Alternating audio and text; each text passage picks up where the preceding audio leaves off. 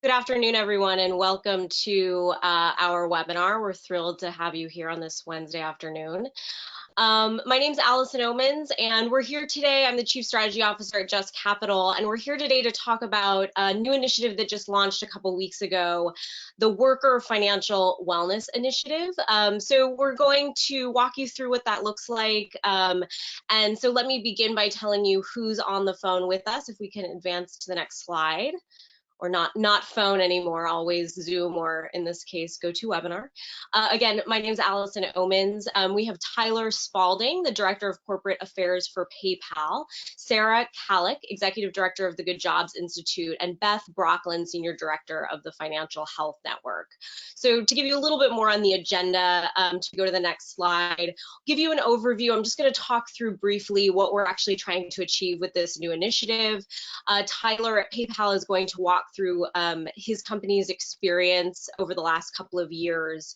We'll talk specifically about what the assessment is, which is really the core of this initiative, particularly for our corporate friends on the line, and talk about the initiative and next steps, and then get to Q&As for everyone who has asked questions in advance, or you can drop a question in the chat box at any time, and we will do our best to answer as many as possible at the end. So just to dive right in and share more about what the initiative itself is, to move to the next slide, please.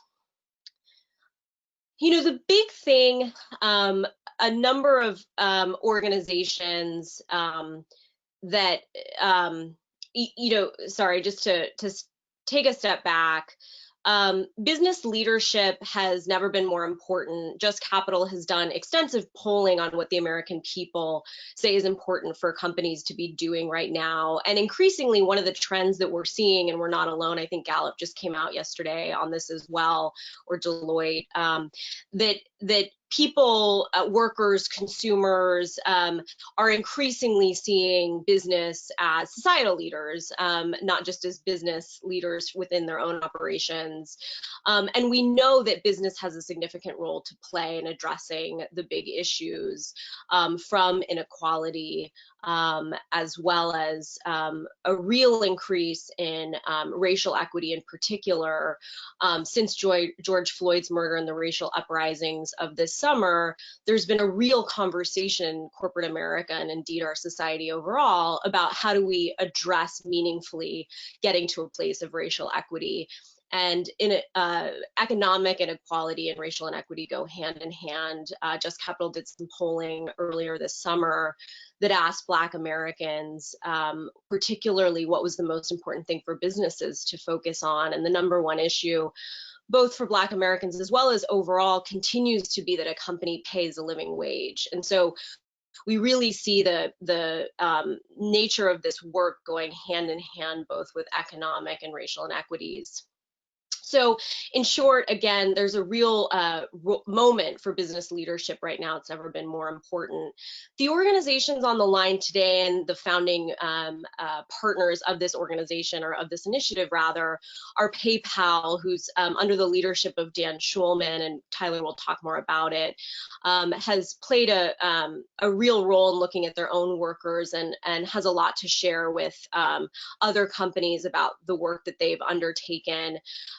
Financial Health Network, who we'll hear from as well, as real expertise on research and measurement around financial health, and the Good Jobs Institute, whose founder, Zeynep Ton, out of MIT Sloan, supports operational and investment choices for companies who are looking to transition to a good job strategy, as well as us, Just Capital, who's committed to measuring stakeholder capitalism and companies' role in it.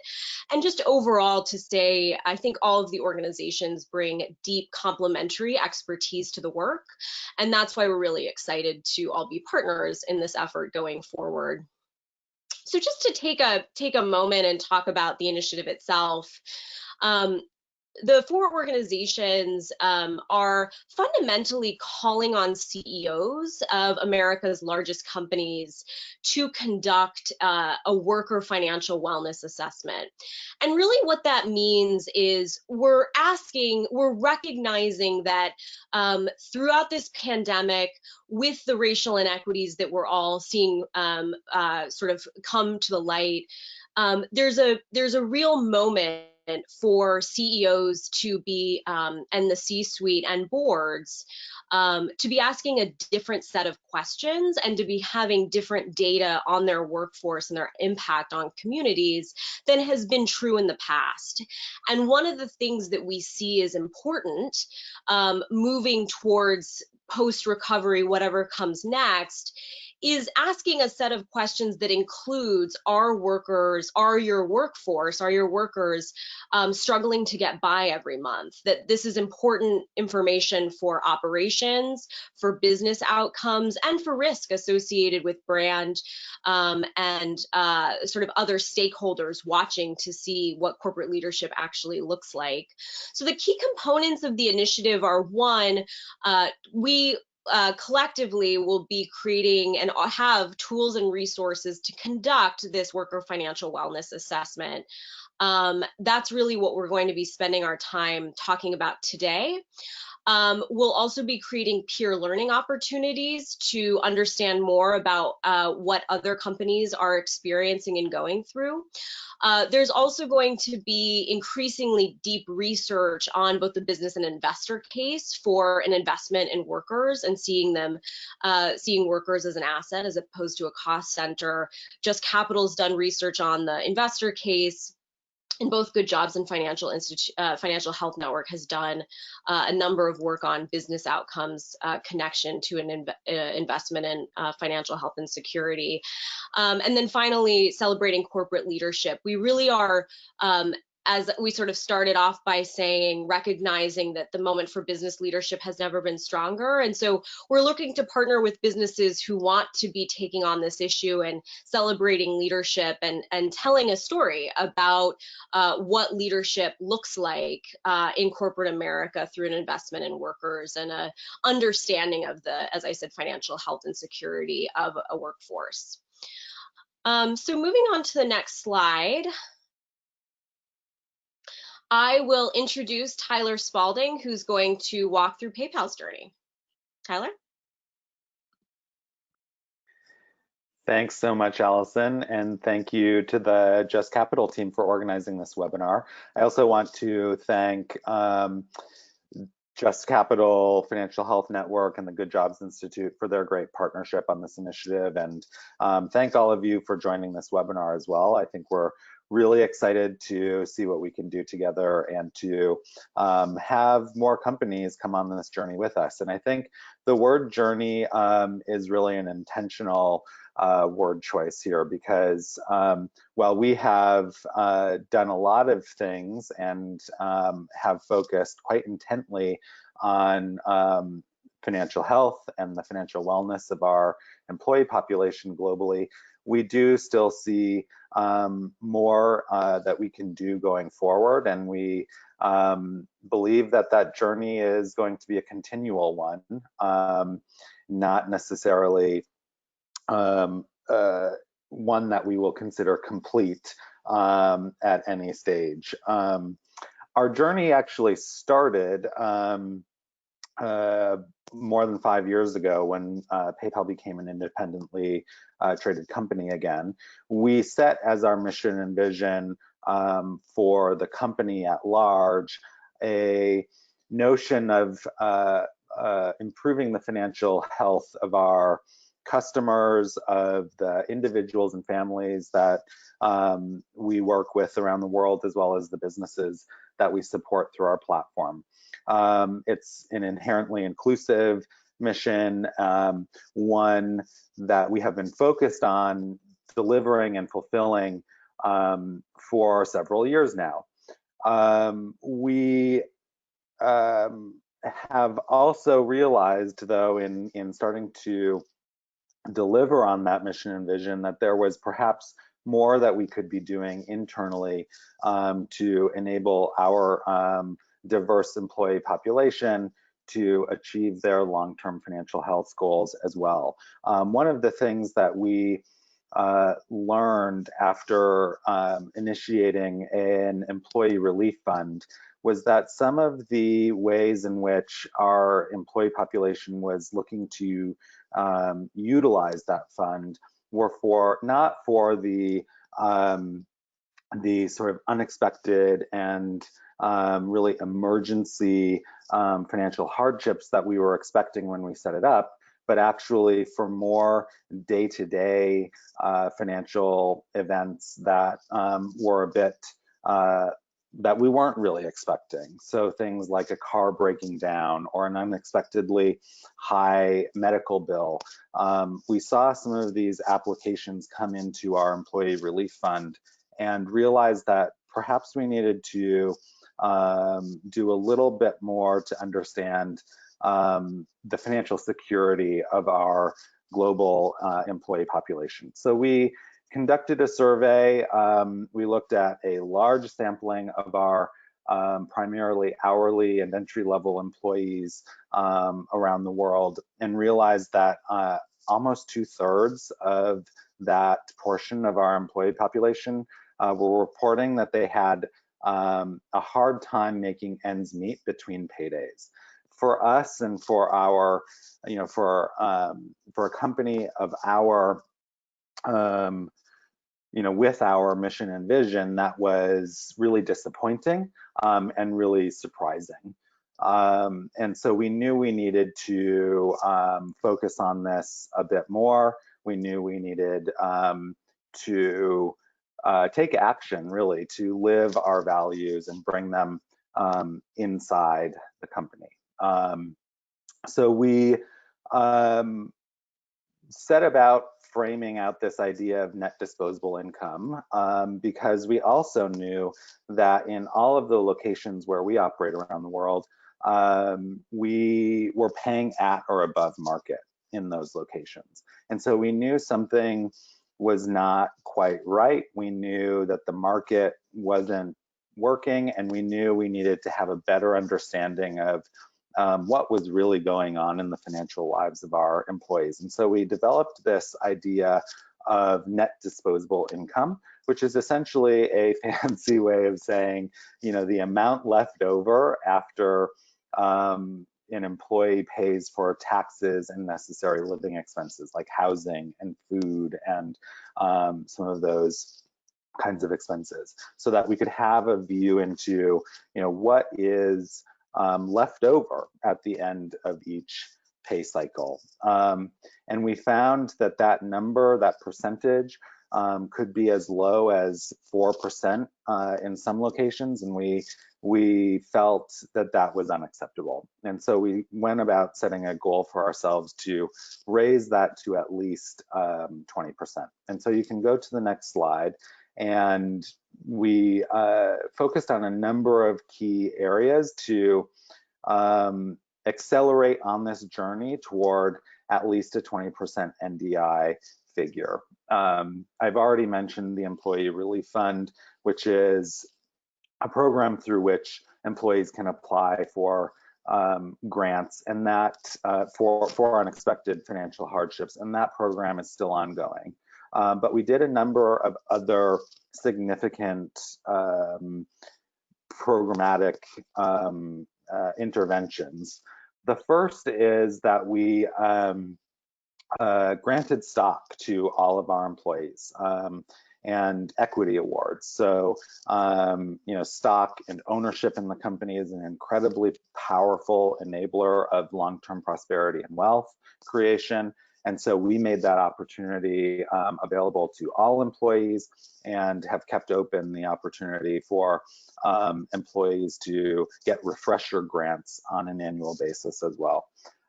We have lowered the cost of healthcare benefits.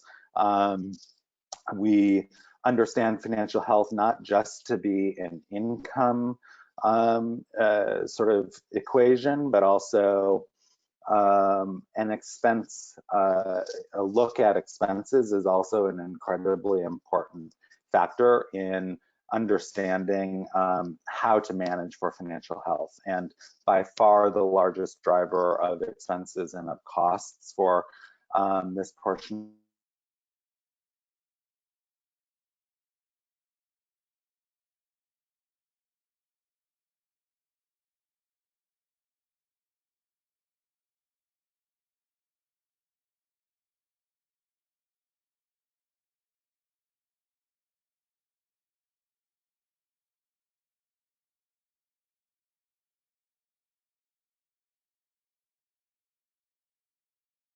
Tyler, I'm so sorry, but I think your sound.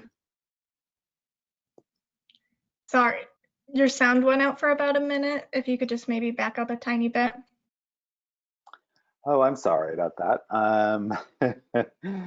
I will just quickly recap this slide and say that in addition to the Employee Relief Fund that I mentioned earlier, we made several programmatic adjustments to bolster the financial health of our employees. We did that by granting stock to all of our employees, by also reducing the cost of healthcare benefits because financial health is both an income and an expense equation. We also reviewed and raised wages where that was deemed necessary or appropriate on a market by market basis. And we also wrapped all of that with financial coaching and personalized financial education resources. If you move on to the next slide, we, that was just the first phase of our financial wellness initiative. We will have additional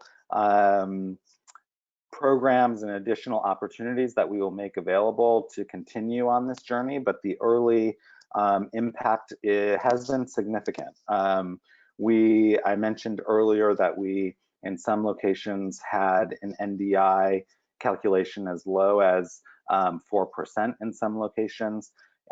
We expect that by the beginning of 2021, we will achieve a minimum NDI across all global locations of 16%. So still not yet quite the 20% target that we are looking to achieve, but much further along, and we have a lot of other programs, as I mentioned, in the pipeline to help us reach and exceed that 20% goal. But we also know that this has been incredibly powerful in the financial lives of our employees. We are seeing reductions in the number of employees who are reporting running out of funds between their paychecks. We are seeing healthcare upgrades and also new enrollment into plans. And we're also seeing the same as it relates to long-term savings opportunities that we make available to employees, like 401k and the employee stock purchase program. But we have a lot that we will be doing to build from this, and a lot that we will be continuing to do to continue to monitor our progress, understand the impact of these interventions, and to continue to make the business case for this work, which is, why this partnership will continue to be so important going forward. So I apologize for my connectivity issue there. I hope that most of that was still relatively intelligible. All of it was very interesting, Tyler, and minus the sound. I was worried it was going to be me before this started, so and it still might be because we have at least half an hour to go. And I'll also say, Tyler, I'm sure in the Q&As, I was just looking about what came in before, and a number of people are asking about business outcomes too, and I know you all are thinking about that, so look forward to hearing about that bit of it in the Q&As as a follow-up question. And so just to move to the next section, we want to tell everyone on the line about what we're talking about when we mean a worker financial wellness assessment, which is actually a series of different things. We know there's a lot here. I think the main takeaway for companies on the phone as you think about how this may work for your own company is to know that we'll work with you. If one of these things feels sort of more immediately straightforward or easy for you to do, we can start with one. We can also start with a section of a workforce. The intent, again, for the initiative overall is really to be looking and asking the questions about the financial health and security of workers. And so want to work with the companies on the line to just get started. And that's really the takeaway, I think, for this as we talk more specifically is let's just get started and look individually at where we can get started. So the three components, sort of the key areas of the assessment, the first is a living wage assessment. We'll talk more about what that means, but it's really about understanding if workers in a locality or a geography are, if the wages are covering the local cost of basic necessities. The second is a benefits assessment. Tyler was talking about healthcare and others, and really understanding costs, participation rates, et cetera, around benefits. And then the third is an employee survey, sort of directly to hear from workers and understanding their workers' experience when it comes to planning, saving, spending, et cetera. So let me now turn it over to Sarah, our partner at the Good Jobs Institute, who's going to talk a bit more about these first two elements of the assessment. Sarah? Thank you, Allison. Really thrilled to be here today with everyone to dig into worker financial wellness assessments. So the first assessment that we're looking at is a living wage assessment, which really helps executives understand if their employees are earning enough money to support their households. So many companies benchmark pay to competitor pay. That doesn't take into account cost of living, so you can't really dig into financial precarity if you're looking at that kind of benchmarking. Hourly wages, these are really important, but they don't tell the whole story either, because many workers don't actually get 40 hours a week consistently over the course of a year. You really need to look at annual pre-tax pay. That is what allows companies to see if their workers are making a living wage. So what is a living wage? To determine living wage benchmarks, we use the MIT Living Wage Calculator. It's available online. It has a really extensive methodology, and it's super granular. So it looks at living wage by county or MSA and also by family size. So you can get really specific to your business and to your employees. It includes how much money a person needs to cover basic expenses: housing, food, transportation, childcare, medical care. It does not include savings for emergencies, saving for education, saving for retirement. It's called a living wage, but the researchers really say that perhaps a better name is actually a subsistence wage. It really covers just the basic needs of households, but is also a great start to understanding worker financial wellness. So as Allison mentioned, you can do this living wage assessment with all of your employees. You can focus on your hourly workforce. You can focus on a business unit that has generally lower wage employees. You can also look at living wage by race, by gender. There's lots of ways to cut the data that can be really important for diversity and inclusion efforts. We're happy to talk you through the options here and give you a sense for your business and for your employee base of what is going to be most helpful as you dig into worker financial wellness. So to learn more, I encourage you to check out the MIT Living Wage Calculator online. It's really fun to play with and to just really understand how it measures the cost of living. And at the Good Jobs Institute, we have our pay analysis online, so you can also dig into that and see templates and sort of what we measure and how that feeds into assessments of worker financial health. Next slide. Great. So the second assessment is really focusing on key employer provided benefits. And Tyler talked about this. This can definitely be an unlock for companies. One note, this is not a standalone assessment. This is something that a company would pair with the living wage assessment if they want to go deeper into some key financial metrics. So many organizations offer health and retirement benefits. It's really important to dig in and understand uptake and cost to your employees. Are these benefits just on paper, or are your workers really utilizing these benefits to build a stable financial life? So a couple of recommended assessments here for health insurance. Really identifying average premium for health insurance, deductible costs, and looking at that as a share of total wages, and really also assessing uptake, especially for your lowest paid workers. Many companies may offer health insurance, but some of your lowest paid workers may be getting health insurance on state exchanges or elsewhere because it's too expensive. For retirement plans, it's fantastic to offer these to all workers, but really dig in. How much are employees contributing? How big is that nest egg, right? How many employees have less than 1,000 saved, less than 5,000? Really understanding the distribution of employee contribution rates can give you a sense of how well your workers are building financial wealth over time. Tyler talked about this. I think this is so important. Many employers have financial assistance or grants programs. Really dig into the data here, right? So what is the participation rate? How many employees are coming back repeatedly? And what are the grants for? As Tyler mentioned, you know, these are often not for these major unpredictable life events. It's often because your car broke down. So really understanding if these are for big unexpected events or just everyday emergencies that your workers can't afford can give you more data into their financial precarity. Finally, a lot of companies use stock purchase programs to help workers build wealth. Again, assessing participation and contribution can provide another data point for employee financial wellness. So these two assessments, either the living wage assessment on its own or both of them combined, can give you great data to understand your workers' financial wellness.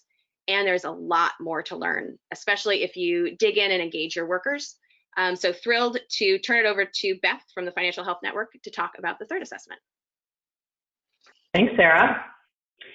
So there's, as Sarah clearly demonstrated, there's a lot that you can learn by looking at the data you have available to you, but we recognize that that doesn't tell the whole story.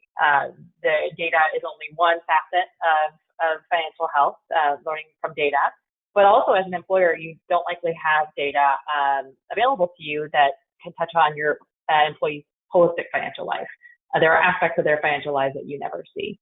And so we really believe an important component of a financial wellness assessment is surveying employees and talking to employees directly. At the Financial Health Network, we've developed a tool called our FinHealth Score. It's a simple 8-question survey that measures whether employees have the spending, saving, borrowing, and planning that they need to be resilient and to thrive. Using a survey like ours will help you understand, for example, whether your employees are spending less than they earn, whether they can pay all of their bills on time, whether they have debt that is manageable, and whether they have appropriate insurance or are planning ahead for the future. Along with the 8 questions, we also make available a scoring logic that helps you calculate FinHealth scores for your overall employee population, as well as sub-scores for each of these components of spending, saving, borrowing, and planning, the 4 components of financial health as we define it. We measure financial health on a scale of 1 to 100, with those with the lowest scores being considered financially vulnerable, those in the middle being financially coping, and those towards the top being financially healthy. And along with our tool, we provide benchmarking data from our U.S. Financial Health Pulse survey, which is a nationally representative survey we field every year of about 6,000 Americans. And we are able to provide data so that you can really see how your employees stack up against others like them on a national level and also regionally by age, race and ethnicity, gender, household income, and other variables. We recognize that for a lot of employers, going out to their employees with a survey about their financial wellness might feel something that's unusual or something that is something new for the company, and we are very happy to work with interested companies to think about different ways and strategies to field a survey like this. We see some employers fielding surveys as part of an overall wellness survey or as part of annual engagement surveys. There are a lot of different approaches that can work, and we would be happy to work with you to find the approach that works best for your organization. We also encourage employers to pair survey data with qualitative data where appropriate. I believe Tyler mentioned this is part of the approach that they're taking at PayPal, is really going in and talking to workers, a small number of workers, more deeply to better understand and gain insights into their experiences. Thank you, Beth. So I think we have a couple more slides and then we'll get into Q&As. So just to talk a little bit more about what corporate participation can look like in the initiative. We collectively, the organizations on the line, will work with participating companies to develop and execute a financial wellness assessment, celebrate leadership, and continue those research opportunities that I was talking about earlier. For all companies joining the initiative, we will help you get started. The idea is to make this as straightforward as possible, knowing that these are complicated concepts. We have a number of tools, and we are developing other tools for you to use to do this self-assessment yourself. In addition to that, we will be offering quarterly webinars, private roundtable conversations with leadership, as well as I said, opportunities to promote companies' participation in the initiative. The idea is really, as I said, to get started and commit to starting these assessments. And the expectation is that over a period of time, companies will start that process and then continue it to look at the different slices of the data. We are sort of developing a tiered process. This data is complicated, and so if you want more of hand-holding and sort of support throughout the process, we will create tailored recommendations from individual partnerships or partners of the initiative based on the results of those assessments. And we'll be developing additional peer learning opportunities. As Tyler was discussing, there are a number of learnings that he and other companies who have done this type of work have, and we want to be creating the opportunities for that learning. And then, of course, if anyone really wants to deep dive right now, we can create bespoke support for it. But, you know, ultimately, again, the initiative is really meant to be assessing and looking at these numbers and asking the questions of if workers are struggling to get by and to have that information. The next steps, if companies, I know we have a number on the line today. If you are interested, please reach out to us, and we're happy to hop on the phone and answer any individual questions that we don't get to in the Q&A portion of this. Our email is there, corpengage, C-O-R-P, engage @justcapital.com, or you can reach out to us individually on our websites or on LinkedIn or anywhere you want to find us. So please do reach out. We're always happy to talk. This is an area of passion as well for many of us, so happy to hear more and answer any questions that you may have. And so with that, let me turn to the Q&A portion of our site. I know we have a number coming on, a number of questions coming in. So if I can ask my fellow panelists to turn their cameras back on, and Kata, maybe take the deck off so you can actually see our faces. Lovely. So I think I'm looking and I see sort of two types of questions. The first are sort of general and big picture, and then we have a number of really specific ones about the initiative or individual assessment. So let me start with a couple of big picture ones and then get to some of the individual or sort of more specialized questions. I do see that someone has asked if we'll be sharing the slides. Yes, we will circle back with those after this presentation, so you do have it. Someone was asking for the living wage calculator link. So Kata, if you can drop that in the chat so everyone has it, that would be useful too. So the first big question I have, and Tyler, I mentioned this, so maybe let me start with Tyler and Sarah. There are a number of questions in here about the business effects of, what are the business effects of compensation and wellness benefits? We have a question on, let's see, I'm interested in the ROI data about how increasing worker pay has improved company profitability. Sort of fundamentally, what is the business case for doing this kind of work? And would love to hear reflections from everyone on that. Well, let me say, I think, you know, we're still early in our journey and, you know, bringing all of that out and drawing all of that out and fully understanding that. But I think we know enough to know that it is really an investment in the future of the company, and an investment in sort of the long-term sustainable growth of the company. So nearer term, there are things like reduced attrition, reduced absenteeism, some of those kinds of things that we know when you remove the stress of sort of managing on really, really thin margins your financial life, that you're able to then be much more focused and engaged in the workplace. And then that translates to greater engagement. You know, employee engagement is a really important and really highly tracked thing in a lot of companies. And so we know that there's correlation there, which then has further effects into, you know, what is the capacity to innovate? What is the capacity to meet customer needs and to be really focused on delivering against the business strategy and putting the customer first? And so, you know, I will say we're trying to, again, draw that out and, you know, build up a book of really great impact cases to share, but we also know enough already to say that there are both short-term benefits and really powerful long-term benefits with a consistent focus on this. Thanks, Tyler. And Sarah, before you jump in, let me just ask a follow-up too that I think is even more related, which is, you know, what about companies in low margin industries? It's, you know, PayPal is not in an industry that is traditionally thought of that way. And so what do you see around business outcomes, particularly in low margin industries?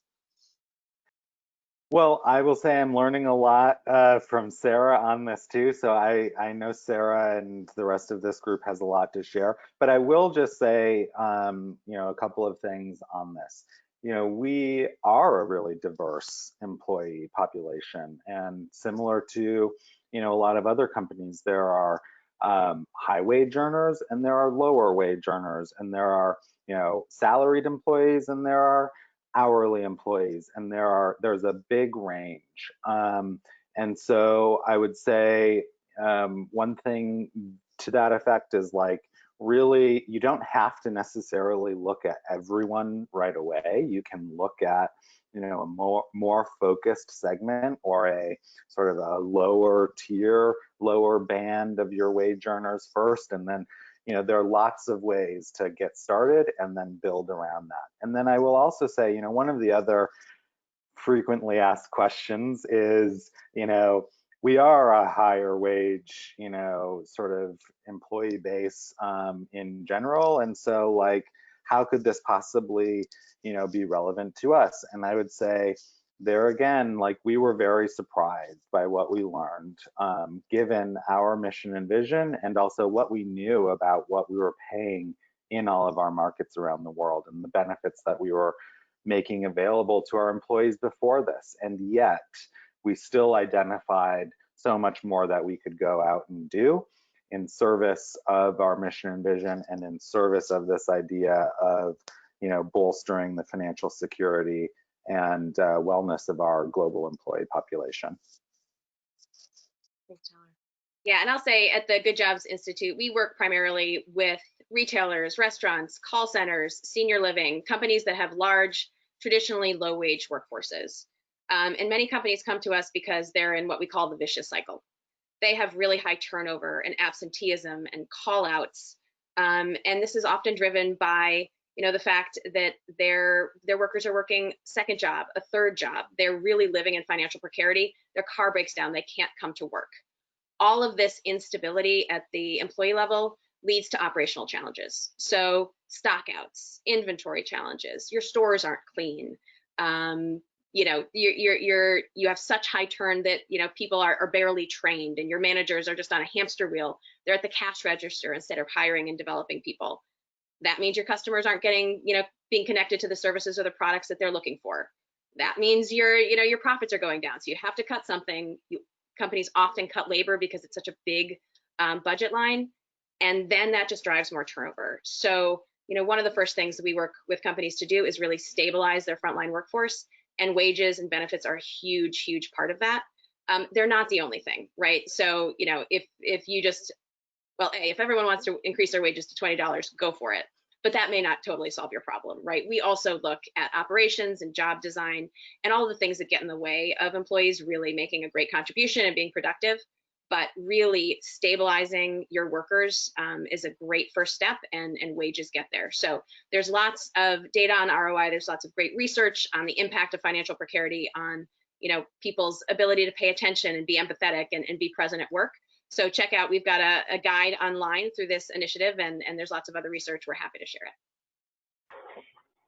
And Allison, if I could just chime in and just emphasize that for the purposes of this initiative, all we're asking companies to do is to begin asking the question, just to begin to measure and look at what's going on with your workforce. But we would love if coming out of this initiative, more companies do the things that PayPal did once they really begin to understand the needs. And begin to think about potential solutions, and the expertise collectively among the partners that we've assembled around the table. We're very well equipped to help you do that when that time comes. But at this point, we think the most important thing is just to begin to ask the question. And, we know that in light of the current pandemic, there's a lot of things that are up in the air, and executives are thinking about things in new ways. And we think asking the question about, how are our workers doing is a fundamental component of that evaluation and future planning.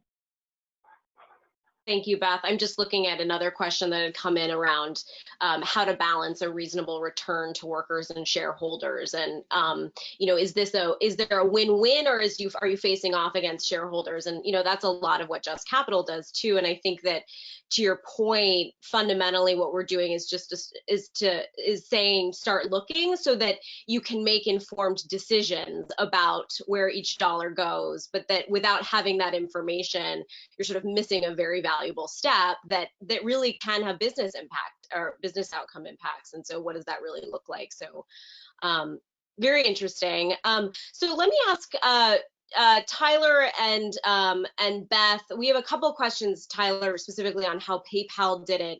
How long did it take PayPal to survey your employees? Also a question about actually a couple questions about financial coaching and counseling. Can you expand both on the survey as well as the counseling?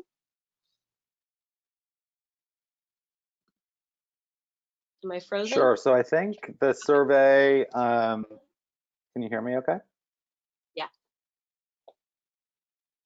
Okay. So I think the surveying can be pretty quick. I mean, it can be much more involved, but it can also be pretty turnkey. In our experience, I think it was over the course of about 6 or 8 weeks. We also had already done we already had some insights before we did the survey that we were sort of building on. And we had qualitative insights already and some, more focused conversations with different employee segments and things. So we were able to bring together, insights from a lot of different strands and a lot of different internal initiatives. But I would say, I think it doesn't need to be a really long, drawn out process. I think that there are some, and Beth can speak to this really well from her experience in that Financial Health Network, but there are ways to make it quick, to get good, fast, actionable insights, and not be like sort of mired in the tyranny of the data. Beth, do you want to say more on that? Yeah, I think that's exactly the reason why we designed our survey to be just 8 simple questions. We don't want to put our employees in a situation where they're having to respond to a 30-minute questionnaire. And as Tyler said, I think we see organizations deploy these over a matter of weeks. And you know, how quickly you get the results and what kind of response rate you can get can really vary. We've seen some organizations use really creative strategies around incentivizing employees, you know, at a low cost through things like prizes to participate in the survey, getting groups to encourage one another to complete the survey, getting managers involved. And so there's a lot of different ways in which organizations can do this that doesn't require a big lift or a heavy burden on employees.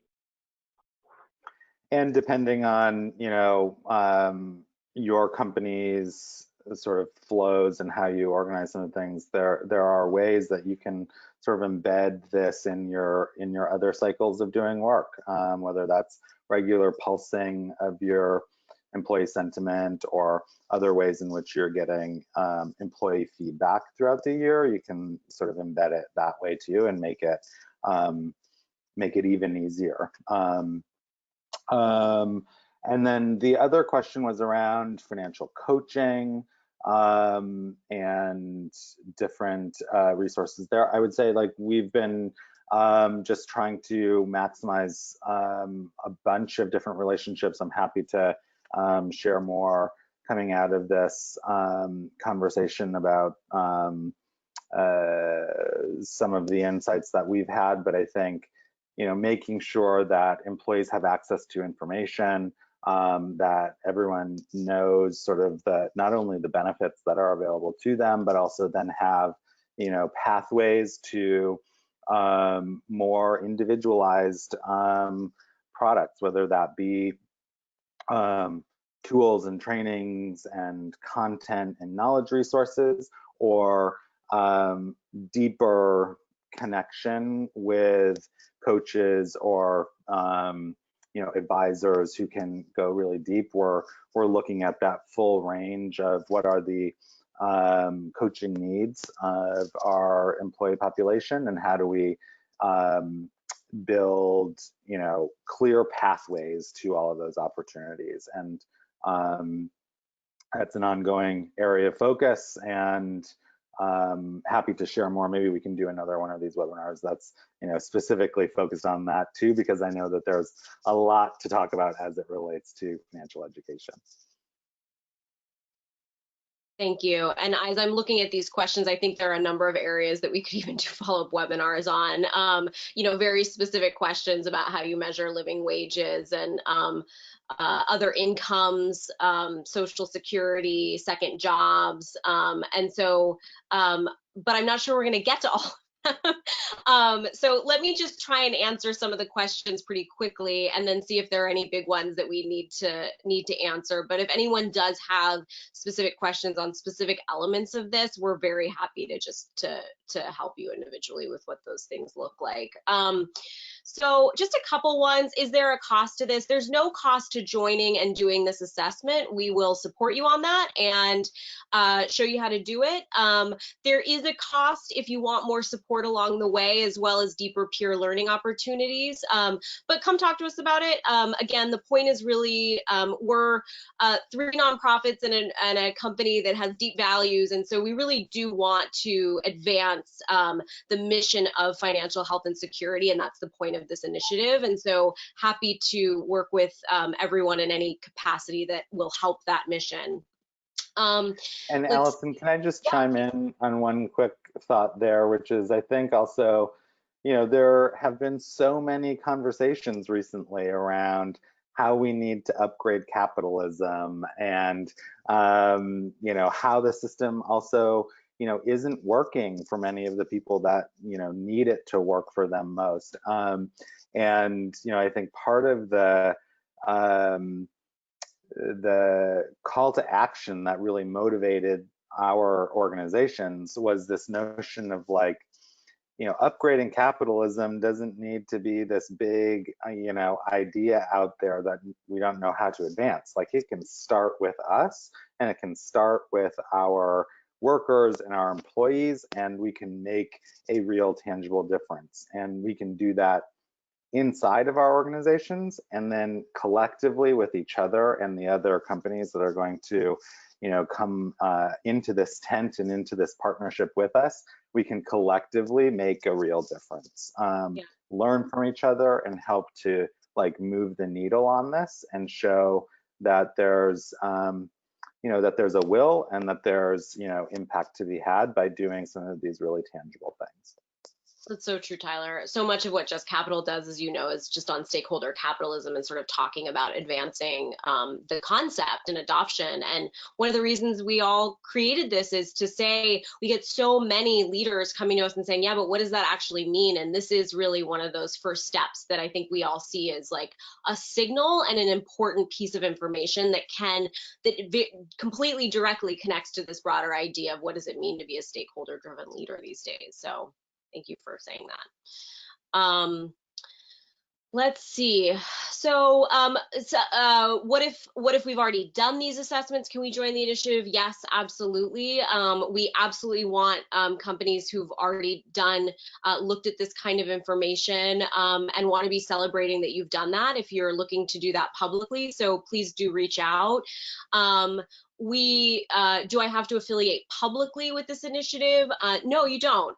Again, the main point is to start asking the question. If you want to be recognized publicly and be part of this, that's wonderful, but that's not the fundamental point of it. And so we really want to work with companies who do want to look for this information. And so very happy to do that privately behind the scenes. There are also a number of questions about metrics, which, at Just Capital, we love so much. And are you planning to collect data so that investors can systematically compare companies? What about specific metrics that companies are tracking to ensure the success of this initiative?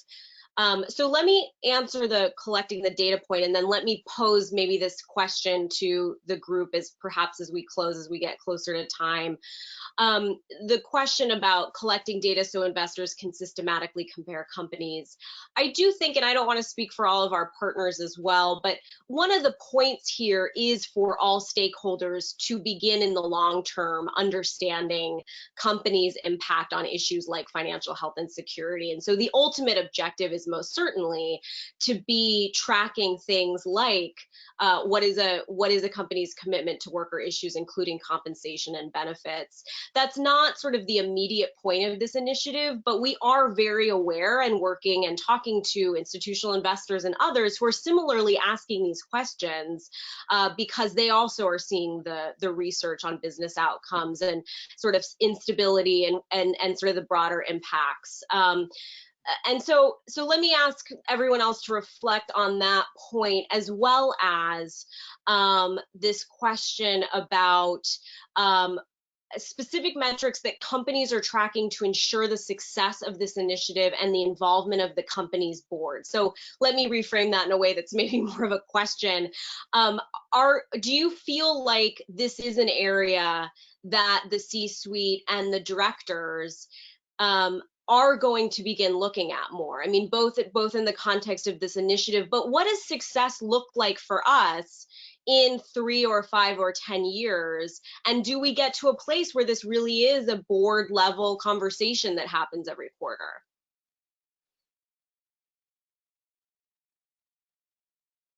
Yeah, I will say, for Good Jobs Institute, we really think this is critical business information. Jim Sinegal, who founded Costco, is a real hero to us, and he always says, paying people good wages is not altruism, it's good business. So, eventually it would be fantastic if, companies did share and disclose this. That's not where we are. We really want to start with companies just really understanding where their workers are. And there's lots of metrics that you can use as you're sort of looking at wages, as you're looking at performance, to really understand the impact. So Good Jobs, we have a scorecard that looks at both employee stability metrics, but also looks at customer service and operations. So all 3 of those are coming together to create good jobs, and you should see improvement in all 3 if you're improving jobs. I know that Just has fantastic methodology around what makes a good job, as does Financial Health Network. So we're happy to share some metrics that you could be tracking, both to really understand your employee stability over time, but also to see how that's impacting your business performance. From our perspective, we see. Yeah, go ahead. We've noticed for several years now that financial well-being is a trend in the workplace. You can go to any HR conference and it's likely going to be all over the agenda. And I think that's a really positive trend as employers have, really begun maybe 10 or more years ago thinking about the health and well-being of the physical well-being of their workforce, then thinking about its extension into mental health and overall well-being, and now really expanding further into the financial well-being, recognizing that financial, physical, and mental health are all very, very interrelated.